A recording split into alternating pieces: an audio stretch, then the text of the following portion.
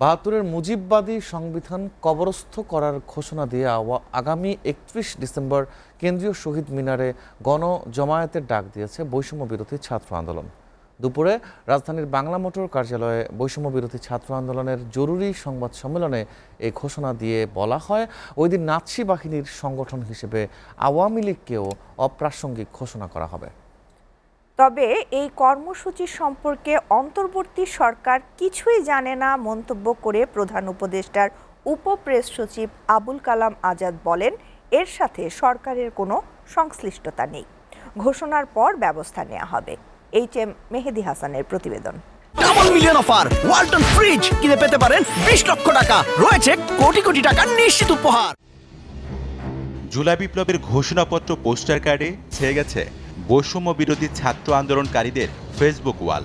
হঠাৎ করেই নতুন করে উদ্বেগ, উৎকণ্ঠা কি হতে চলেছে ৩১ ডিসেম্বর।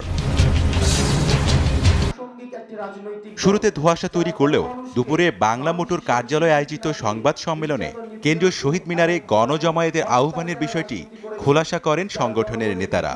৭২-এর সংবিধানের কবর রচনার ঘোষণা দেন তারা। যারা আগামীর বাংলাদেশের তরুণ প্রজন্মের নেতৃত্বের জায়গাটিতে যেতে চায় এবং আমরা বিশ্বাস করি অবশ্যই এই অভ্যুত্থানের ডিমান্ড হচ্ছে তাদের সেখানে যাওয়া উচিত। যেখান থেকে এক দফা ঘোষণা দেওয়া হয়েছে, ঠিক সেই জায়গা থেকে মুজিববাদী ৭২-এর সংবিধানের কবর রচিত হবে। আমরা প্রত্যাশা রাখছি এই জুলাই প্রক্লেমেশন অফ জুলাই রেভলিউশনে এই নাৎসিবাদী এই দলটিকে সেখান থেকে বাংলাদেশে অপ্রাসঙ্গিক ঘোষণা করা হবে।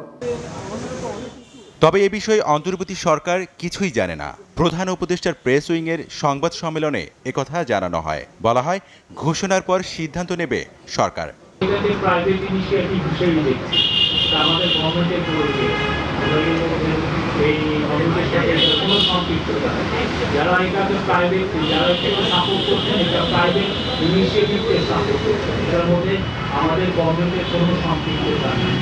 গেল ৩ জুলাই কেন্দ্রীয় শহীদ মিনার হয়ে উঠেছিল এক দফা দাবির মঞ্চ।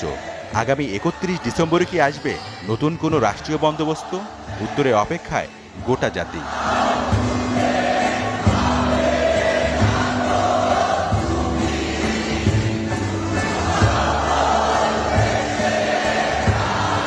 HM Mehedi Hasan, SRTV, Dhaka. ৭১-এর বিরোধিতাকারী জামায়াত ঘোলা পানিতে